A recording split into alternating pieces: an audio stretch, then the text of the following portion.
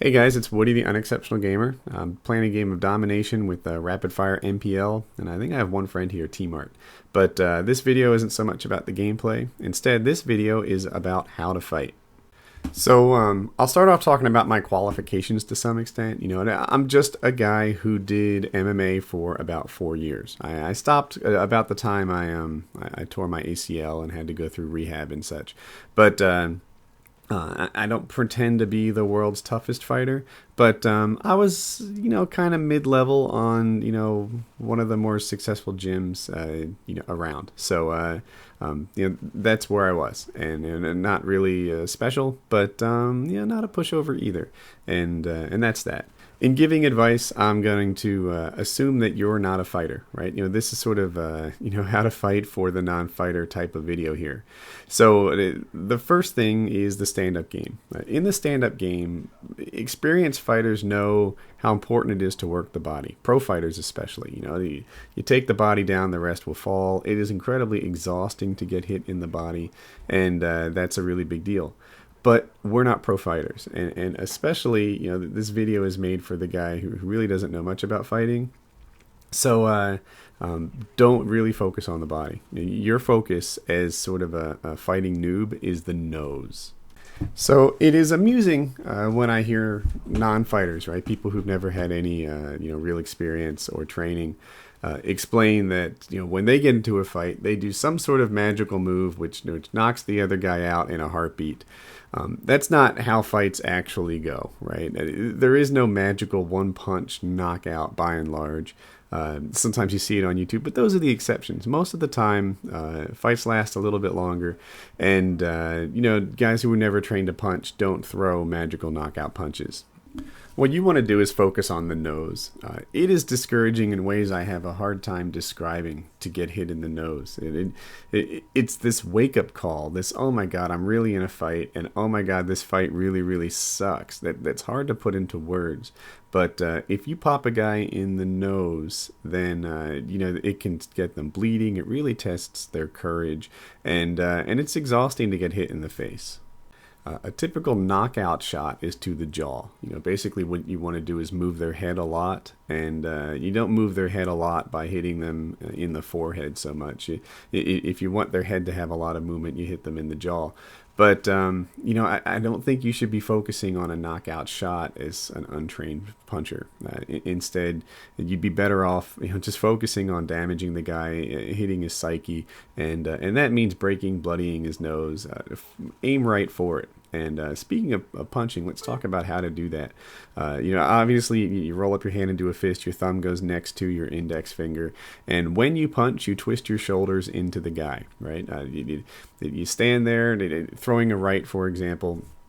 You'll have your left foot forward, your right hand in the fist that we talked about, and you twist your shoulders forward. The twisting of the shoulders does a couple of things. One, it adds a lot of power to the punch, and two, it adds range. If you're not used to fighting, if you're concerned about getting hit, then a little traffic jam here. Then anyway, twist your shoulders and it gives you range. It makes your arm effectively like 12 inches longer, and that's a really big deal. So there you have it. There's your basic punch, and pop him right in the nose, and he's not going to like it at all. But there's more to fighting than just the stand-up game. The ground game is equally important.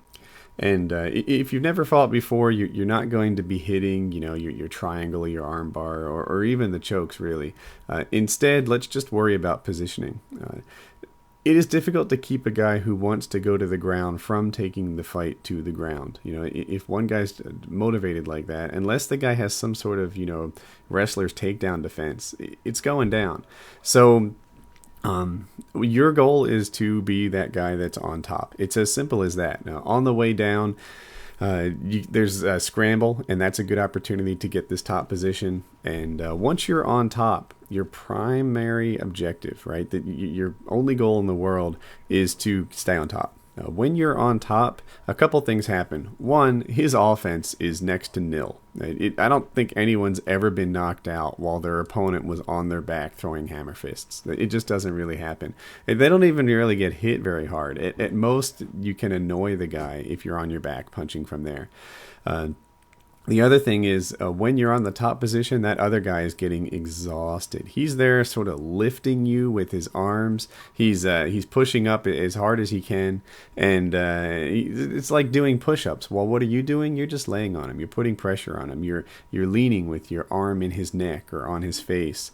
You might be punching him, and that exhaustion is a key aspect of the fight. Exhaustion is a weapon. If you haven't been in a fight lately, you might not understand just how tiring it is. 45 seconds in, guys are gasping for breath in ways that they're not used to. So, you can use that exhaustion as a weapon, especially if you maintain top position. Even 30 seconds of it, and the other guy is going to be a different person. He's going to have a lot less fight in him than when it started. So, if you find yourself on the bottom position, then it's not that hard to reverse it. Basically, what you want to do is capture one arm and roll over in the direction of that arm like you're rolling over in bed. There's a little more to it, you want to sort of capture his leg too. But my guess is he doesn't have a great base, and you don't really have to worry about, hooking his calf with your foot. But take an arm and then roll in that direction, and soon you'll find yourself basically in missionary position, in his guard, and that's how you reverse yourself from the bottom and get on top. And then when you're on top, just stay there. Stay there. Put pressure on his belly. It is so bad to have a knee on your belly. It's terrible. It's worse than you might guess.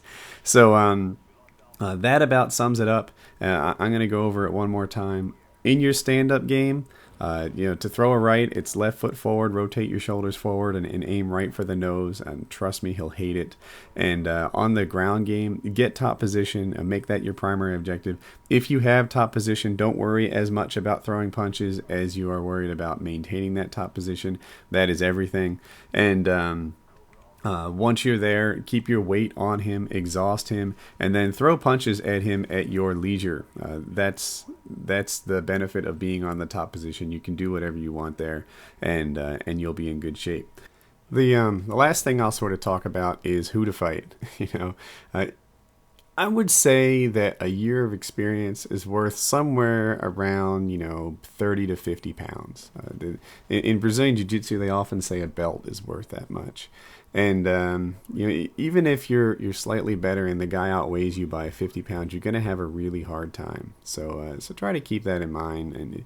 And sometimes you're better off using your charm than your muscles, because you'll be in a pretty tough spot if you have the wrong guy. And another thing that people easily forget is popularity in school does not win fights. There have been many a fat kid who beat up a good-looking kid because they picked on the wrong guy. That's just how that goes down. So I hope you found this video helpful. Okay, and up last, I'll tell you guys about some videos that I've put out recently that I think are especially good. The top one is about the subscriber paintball event. So there's a whole bunch of YouTubers getting together in the Chicago area, in Joliet, Chicago. We're getting ready to play with a bunch of YouTube subscribers. It's going to be a really cool event. This is one of the top paintballing locations on the planet, and we're going to be there hanging out with you guys playing paintball. It's only like $58 a day, and it is a really cool event. Check out that top video, learn more about it, and hopefully you can come out there and join us and play against us, play with us, and it should be a good time. It should be really, really cool. The bottom video is Mail Monday. I talk about PC gamers, a dad with a midlife crisis, and an ex-boyfriend situation that was pretty tricky. So anyway, 2 recent videos. Pick the one you like and enjoy. Have a nice day.